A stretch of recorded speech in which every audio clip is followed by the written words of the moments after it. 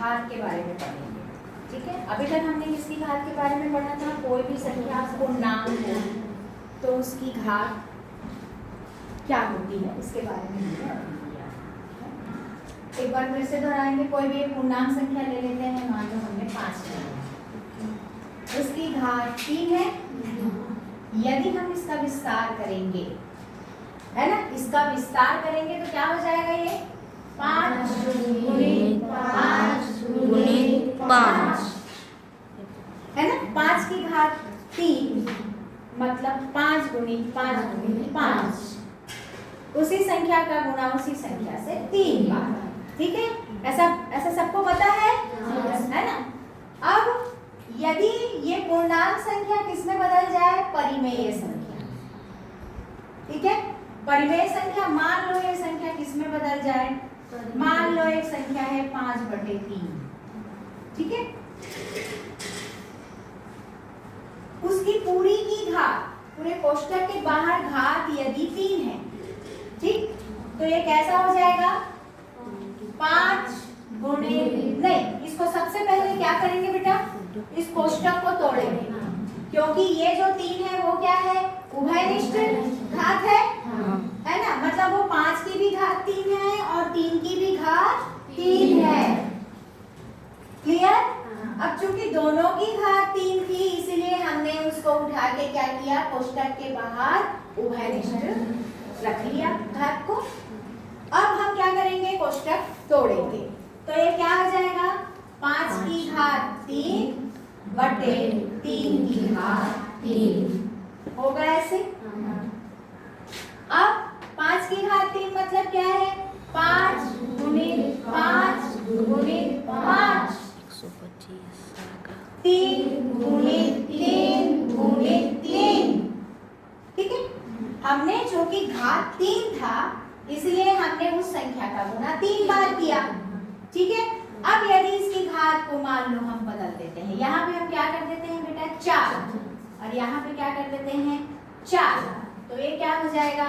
एक बार और गुना हो जाएगा, क्योंकि घात क्या है बेटा? 4 है। ठीक है, उसी प्रकार यदि किसी संख्या की घात 5 हो तो क्या हो जाएगा? उस संख्या का गुणा हम कितने बार करेंगे? 5 बार करेंगे। 6 है तो 6 बार करेंगे, 7 है तो 7 बार करेंगे, और m है तो m बार करेंगे, n है तो n बार करेंगे। आई बात समझ में? तो एक सूत्र किस तरीके से बन जाता है? यदि किसी भी परिमेय संख्या की घात m हो, उसको लिखेंगे कैसे हम? यदि एक परिमेय संख्या है, उसकी घात m हो, इसका मतलब क्या हो गया? 5 की घात m/3 की घात m बराबर 5 गुणित 5 गुणित 5 गुणित कितने बार बेटा? m बार। m बार करेंगे। बटे 3 को भी कैसे करेंगे? 3 गुणित 3 गुणित m बार होगा। ठीक है, तो ये कैसे लिखे हमने m बार को? 5/3 की घात m लिखा। ठीक है, अब मान लीजिए कोई परिमेय संख्या कैसी है? a है और b है, उसकी घात क्या है? m। ठीक है, तो ये कैसे हो जाएगा बेटा? a की घात m/b की घात m। समझ में आई ये वाली बात? ठीक है, अब इससे जुड़े हुए हम सवाल हल कर सकते हैं। बन जाएगा क्या है? a/b की घात m बराबर a की घात m/b की घात m। ये यहाँ पे ab की जगह क्या हो सकता है? pq भी हो सकता है, तो ये क्या हो जाएगा? p की घात m/q की घात m।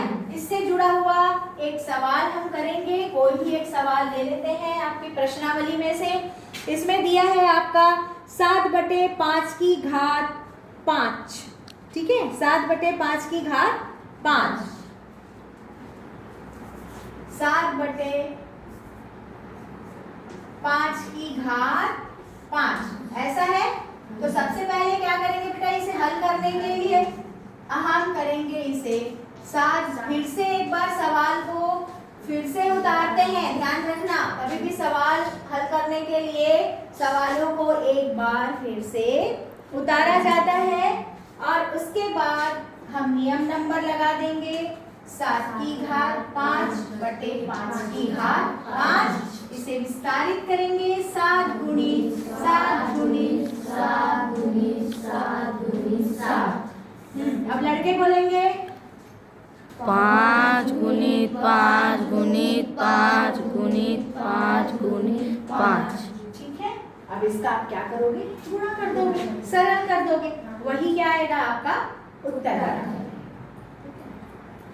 अभी हमने क्या पढ़ा था, P बटे Q की घात n, ठीक है, ये पढ़ा था।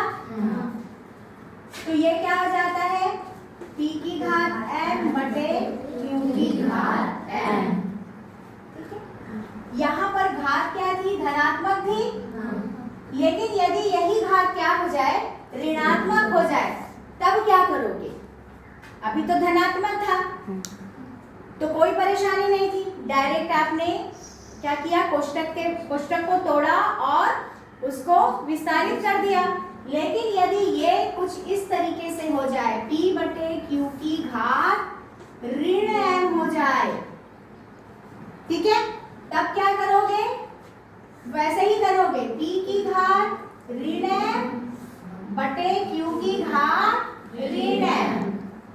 ठीक, अब हमने एक चीज और पढ़ा था पहली वाली प्रश्नावली में, क्या पढ़ा था कि यदि किसी भी संख्या की घात ऋणात्मक होती है तो उसकी घात को धनात्मक करने के लिए हम क्या कर सकते हैं, जैसे एक संख्या है, पूर्णांक है, उसकी घात ऋण m है, तो हमने क्या किया था, 1 बटे a की घात m करके घात को धनात्मक बना लिया था, याद आया।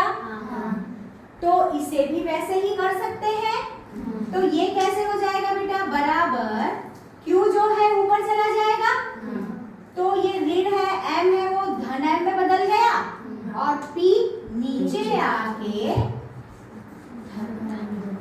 धन m में बदल गया, मतलब अंश हर में चला गया और हर पूरा उठ के अंश में चला गया और दोनों के दोनों क्या हो गए, धनात्मक हो गए। ठीक है, तो इससे जुड़े हुए सवाल, एक सवाल हम तुम्हारी प्रश्नावली से निकाल कर क्या करते हैं, हल करेंगे। ठीक है, क्या है, 5 बटे 7 की घात ऋण 2। ठीक है, ये सवाल है, मान लो। तो सबसे पहले हम हल लिखेंगे, इस सवाल को पुनः उतार देंगे, कोष्टक तोड़ेंगे, घात ऋण 2। ठीक है, अब क्या करेंगे, कोई बता सकता है, आप में से कोई बताएगा क्या करेंगे हम।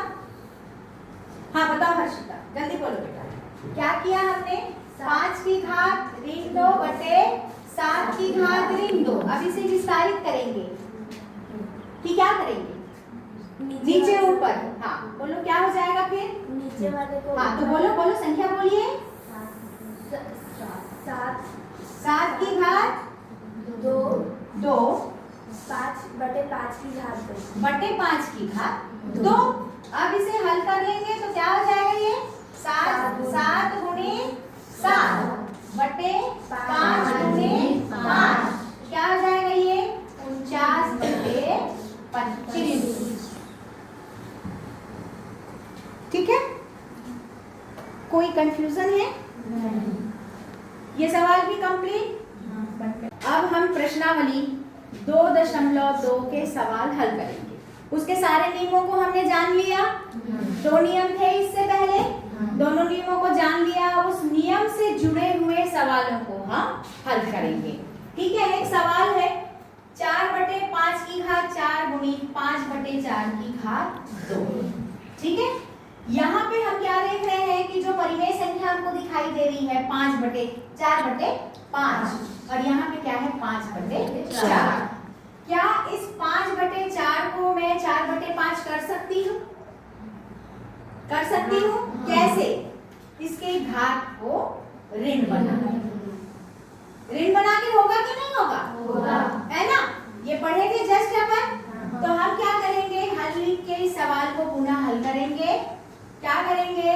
4/5 की घात 4 गुणे, यदि 5 को मैं 4 को अंश में ले आऊं और 5 को मैं हर में ले आऊं तो ये इसकी घात क्या हो जाएगी? होगी।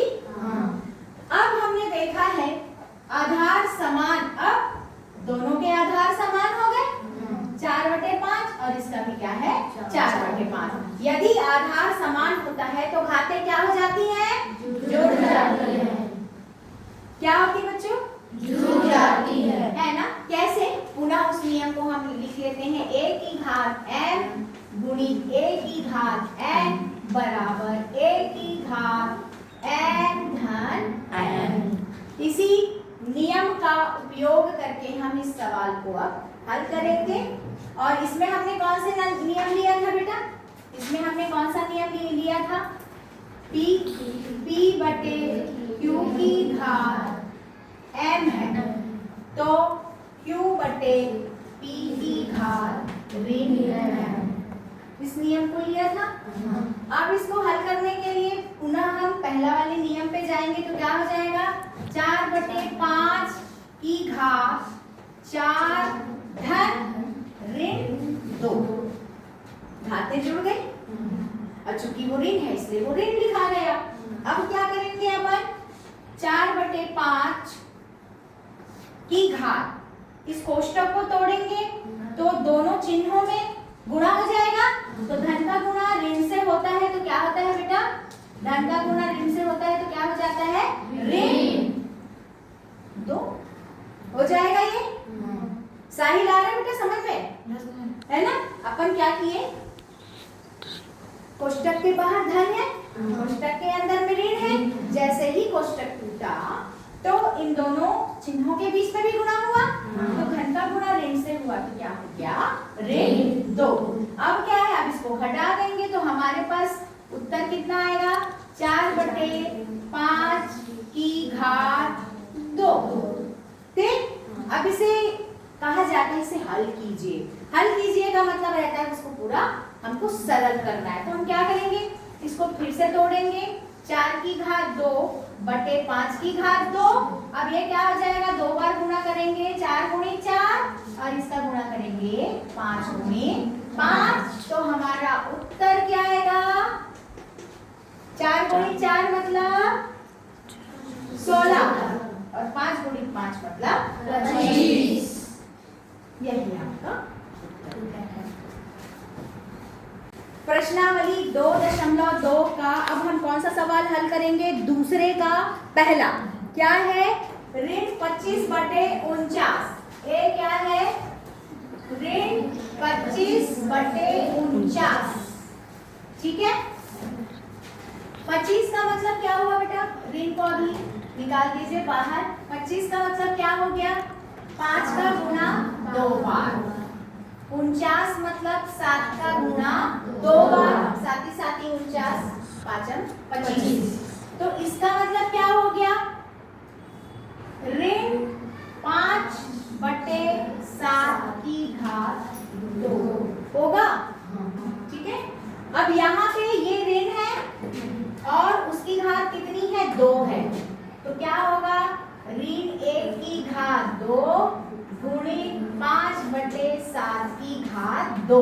हमने पढ़ा था यदि किसी भी पूर्णांक संख्या की घात सम होती है, किसी भी पूर्णांक संख्या की घात सम होती है तो ये क्या हो जाता है? धन। सम है तो धन और विषम है तो ऋण। तो हमारे पास क्या है बेटा? सम है तो क्या हो जाएगा? ये 5/7 की घात 2। ठीक है।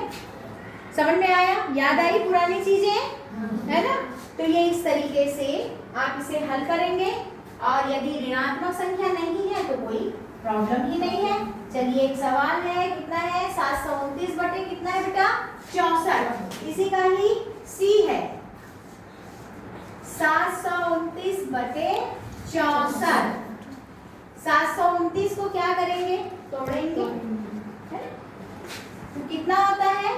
9 गुणे 9 गुणे 9 बटे 64 का 4 गुणे 4 गुणे 4।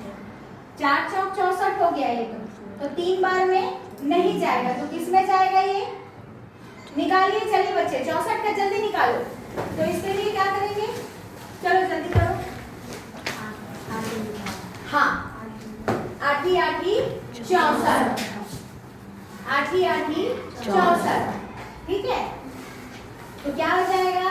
4 गुणे 4 गुणे 4, 4 चौक 16, 16 चौक 64, ठीक है? बंद कर देना बेटा, करिए। अब ये कितने का हुआ बेटा? 729 बटे 64। ये सवाल दिया है, इसको हल करना है तो क्या होगा? 9 9 81, 81 9 729, 64 मतलब 4 चौक 16, 16 चौक 64। तो ये कितना हो गया? 9 की घात 3 और ये हो गया 4 की घात 3। अब दोनों में उभयनिष्ठ है 3, घातांक 3 दोनों में है। तो हम क्या करेंगे? उसे बाहर निकालेंगे तो क्या हो जाएगा? 9 बटे 4 की घात 3। ये हमारा उत्तर है, ठीक है? अब इसके बाद वाले सवाल की तरफ जाएंगे तो हम क्या देख रहे हैं? उसमें हमको सिद्ध करना है। सिद्ध करने वाले सवाल में इन्हीं सब नियमों को लेके सिद्ध करना है। चलिए सी है इसका, 25 बटे 16 की घात ऋण 4। हमको लाना है 16 बटे 25 की घात धन 4। आ जाएगा? आएगा ये?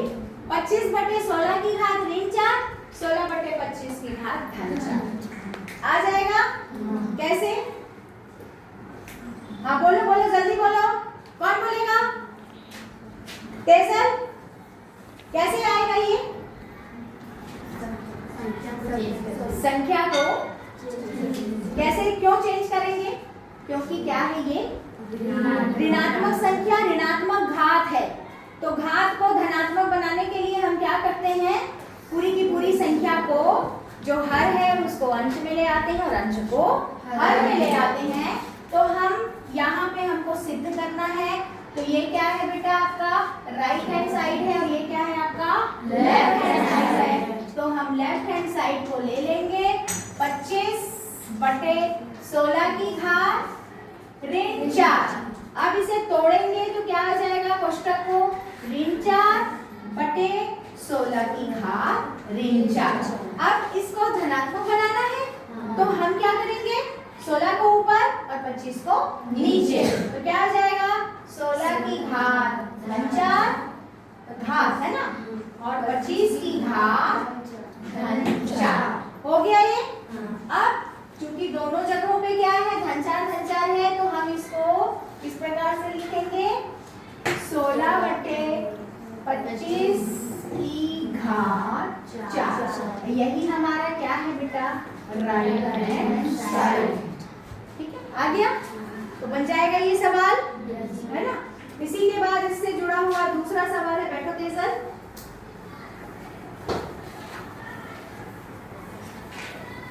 कहीं भी कुछ भी कंफ्यूजन होने से आप फट से पूछेंगे, बैठे नहीं रहना है बेटा, है ना? जितना पूछते हैं उतना हमारा ज्ञान बढ़ता है ना?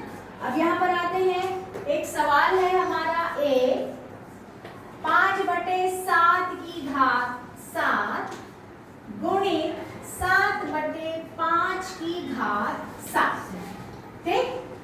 ऋण 3 बटे 19 की घात 2 गुणित 19 बटे 3 की घात 2 बराबर आना चाहिए 0, ठीक? अब यहाँ पर हम क्या देख रहे हैं कि हमारे राइट हैंड साइड में क्या है बेटा? 0 और लेफ्ट हैंड साइड में इतनी सारी संख्या है। संख्या देख के डरना नहीं है क्योंकि सारे नियमों की जानकारी हमें है। तो अपन हल लिखेंगे, कौन सी तरफ से शुरू करेंगे बेटा? अपन लेफ्ट हैंड साइड से। तो लेफ्ट हैंड साइड पहले लिख लें, उसके बाद इन सवालों को उतार लें, जीरो को छोड़ना है क्योंकि सिर्फ हमको कौन सा भाग लिखना है? बराबर चिन्ह के लेफ्ट हैंड साइड वाला। तो हम उतार लें 5/7 की घात 7 गुणित 7/5 की घात 7 ऋण 3/19 की घात 2 गुणित 19/3 की घात 2। ठीक है, तो सबसे पहले हम क्या देख रहे हैं? इसमें 5/7 है आधार और इसमें 7/5 है। तो क्या इसके आधार को हम बराबर कर सकते हैं? कैसे कर सकते हैं? कैसे कर सकते हैं? इसके आधार को चेंज करेंगे तो क्या हो जाएगा? ये ऋण हो जाएगा, ठीक है ना? तो यहाँ पर आप देखेंगे 5/7 की घात 7 गुणित 5/, हमने यहाँ पे चेंज कर दिया, 5 को ऊपर और 7 को नीचे, तो इसकी घात क्या हो गई? ऋण 7 हो गई। अब अपन लेते हैं बीच में ऋण 3/19 की घात 2 गुणित 3/19 की घात 2। जोर से बोले ऋण 2। अब फिर से एक नियम आएगा, आधार समान है तो घातें जुड़ जाएंगी। तो क्या हो जाएगा बेटा? यहाँ पर 5/7 की घात 7 धन ऋण 7 होगा। उसके बाद ऋण 3/19 की घात 2 धन ऋण 2 होगा, है ना? इसको फिर से लिख लेते हैं ठीक से, इसे मिटा दो। इसी एक लाइन में करेंगे अपन। क्या है सवाल हमारे पास?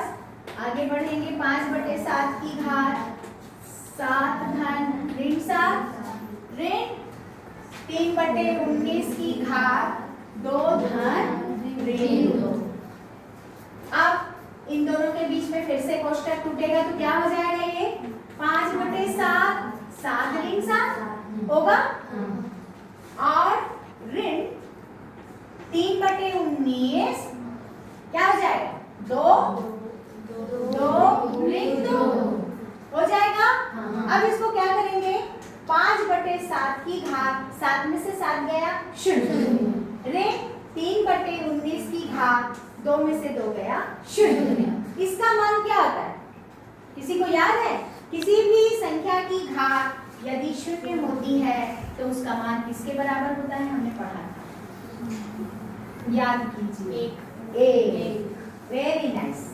कितने के बराबर होता है? 1। ठीक है, तो यहाँ पे क्या हो जाएगा? 5/7 की घात 0 मतलब 1, 3/19 की घात 0 मतलब भी क्या हो जाएगा? 1। तो 1 में से 1 घटाते हैं तो कितना आता है? 0। ये किसके बराबर है आपके? Right hand side. ठीक है, बन डालोगे अब ये सवाल?